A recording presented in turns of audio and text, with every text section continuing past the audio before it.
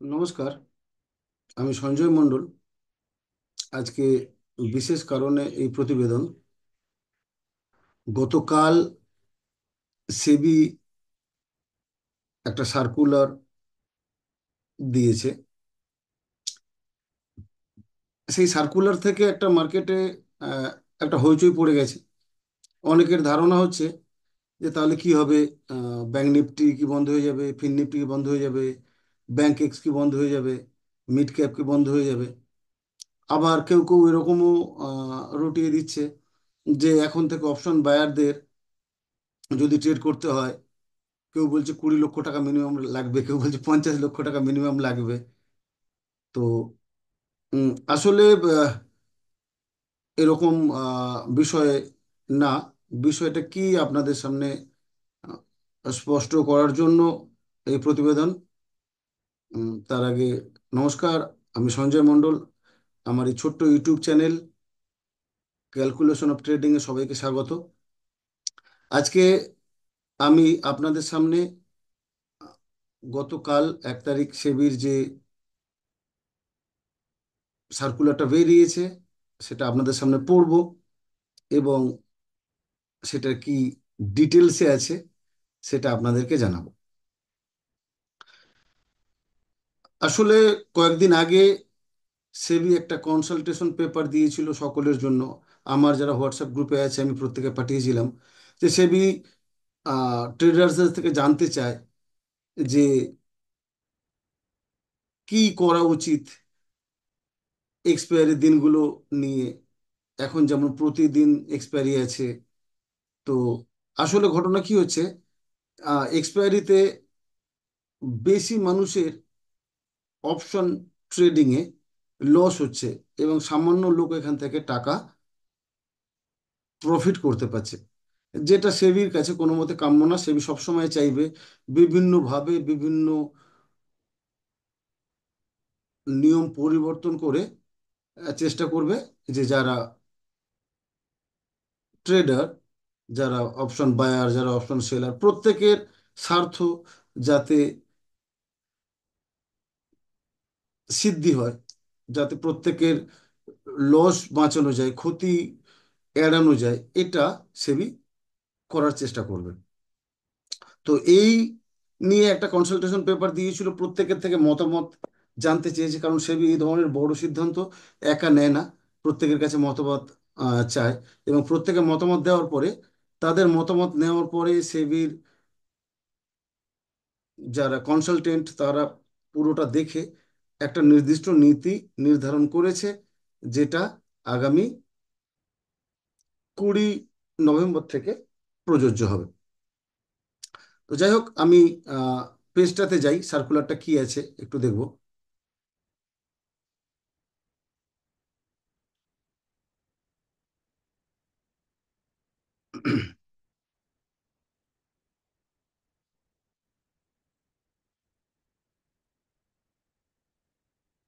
এটা সেবি সেই সার্কুলার।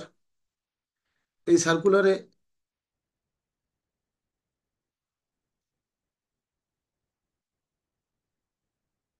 সেবি তার আগামী দিনের পরিকল্পনা, কিভাবে সেবি মার্কেটকে নিয়ন্ত্রণ করবে সেটা জানিয়েছে। এই চিঠিটা দেওয়া হয়েছে সমস্ত স্টক এক্সচেঞ্জকে আর ক্লিয়ারিং কর্পোরেশনকে। আমি নিচের দিকে যাচ্ছি।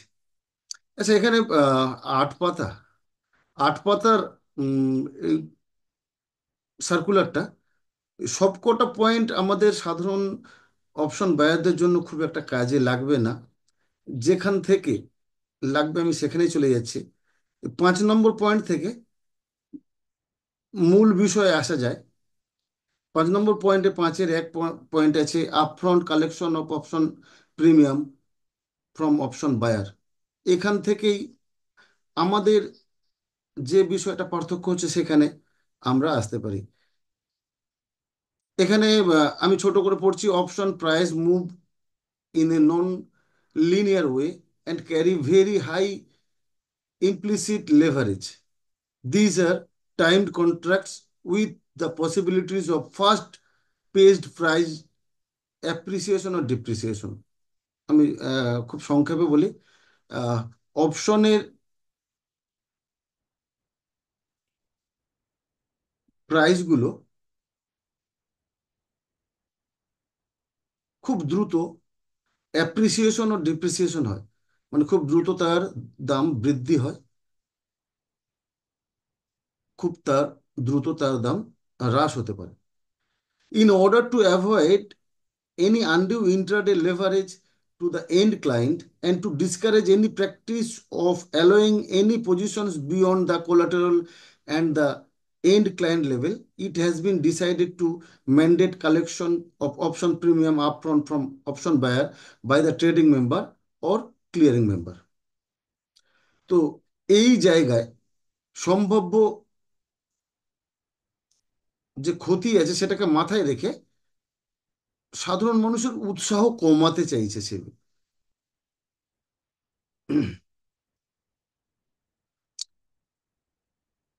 5-2 ওটারই কিভাবে সার্কুলার দিয়েছে সেটা।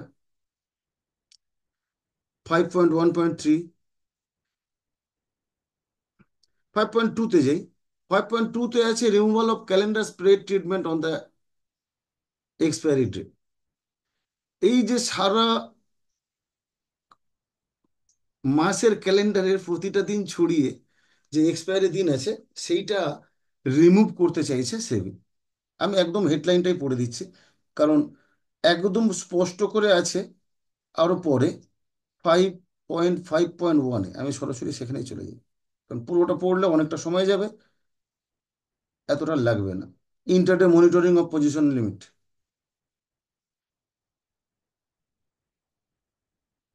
আছে 3।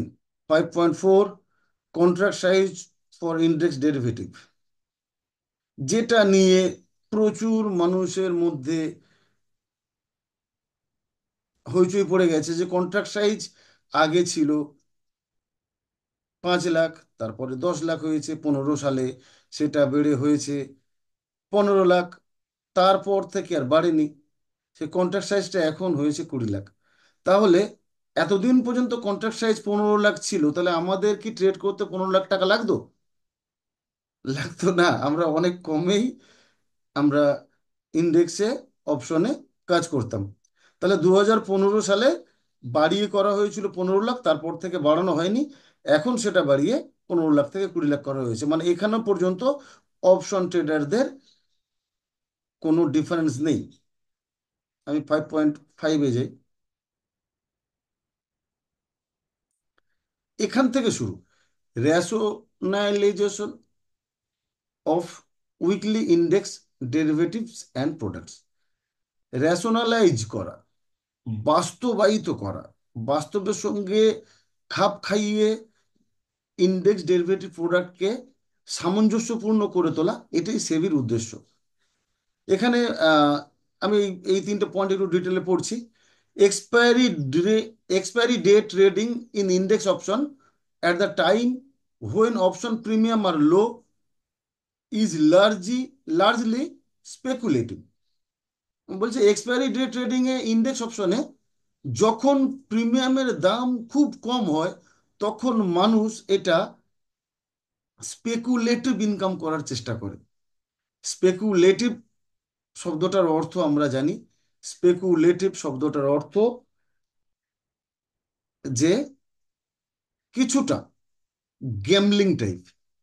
যখন অপশনে প্রিমিয়ামের দাম খুব কমে যায়, মানুষের মনে তখন এই গ্যামলিং টেন্ডেন্সিটা আসে।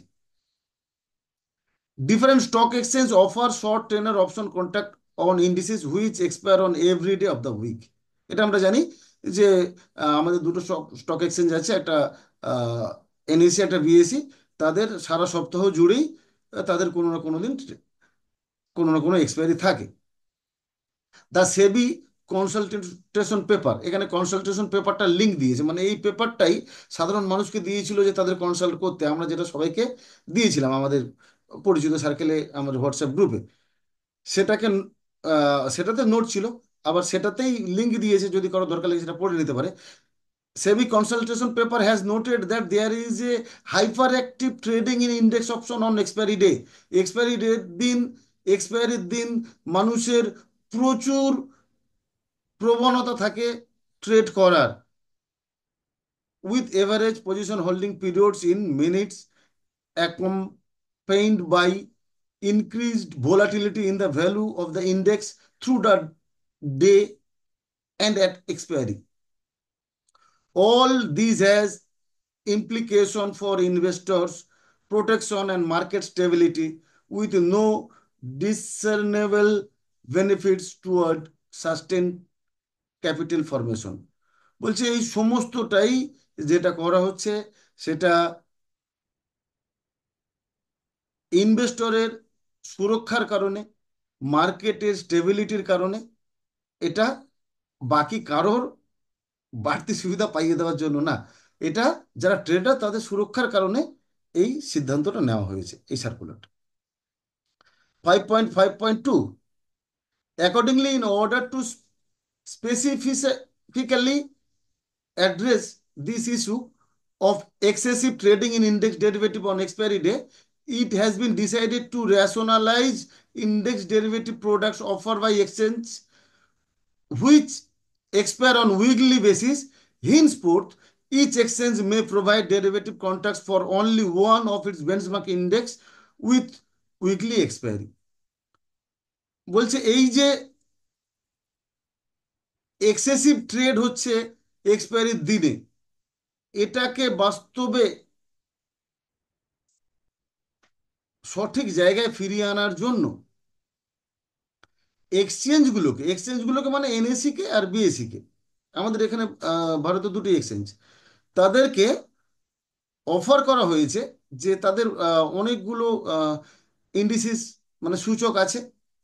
তো বলছে তারা তাদের বেঞ্চমার্ক ইন্ডেক্স একটা যেটা উইকলি করতে পারবে, বাকিগুলো কি হবে না, বাকিগুলো মান্থলি হবে। মানে কি দাঁড়াচ্ছে, এনএসিতে কি আছে, মিড ক্যাপ নিফটি নিফটি আছে, ফিন নিফটি আছে, ব্যাংক নিফটি আছে, নিফটি আছে, এই যে সূচকগুলো আছে, এনএসি কে ঠিক করতে হবে যে তারা কোন সূচকটাকে বেঞ্চমার্ক ধরবে, সেই সূচকটাই শুধুমাত্র সাপ্তাহিক উইকলি এক্সপায়ারি হবে, বাকি সূচকগুলোর কেবলমাত্র মান্থলি এক্সপায়ারি হবে।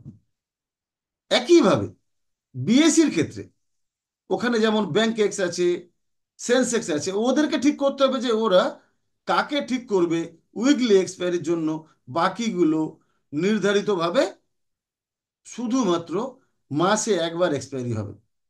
এটাই ফ্যাক্ট। সেবি শুধু একটাই জিনিস করতে চেয়েছে যে মানুষ এক্সপায়ারির দিন বেশি ট্রেড করে, কারণ এক্সপায়ারির দিন খুব কম দাম হয় প্রিমিয়ামগুলোর, আর কম দামের প্রিমিয়ামগুলো মানুষ প্রচুর কোয়ান্টিটিতে নেয়, লটারির মতন, গ্যামলিং করার মতন, যে যদি এটা থেকে আমার ভাগ্য খুলে যায়, যদি এটা অনেক দাম হয়, এভাবে মানুষ প্রচুর টাকা লস করে। সেবি মানুষের এই টাকাটা বাঁচাতে চায়, এই জন্যই এই সার্কুলারের মধ্যে ভয়াবহ কিছু নেই। এই সার্কুলারটা অবশ্যই ট্রেডারদের স্বার্থের কারণে, ট্রেডারদের সুরক্ষার কারণে। এখন এখানে দাঁড়িয়ে একটা বিষয় উম, যেটা এসে যাচ্ছে সেটা হচ্ছে যে এই যে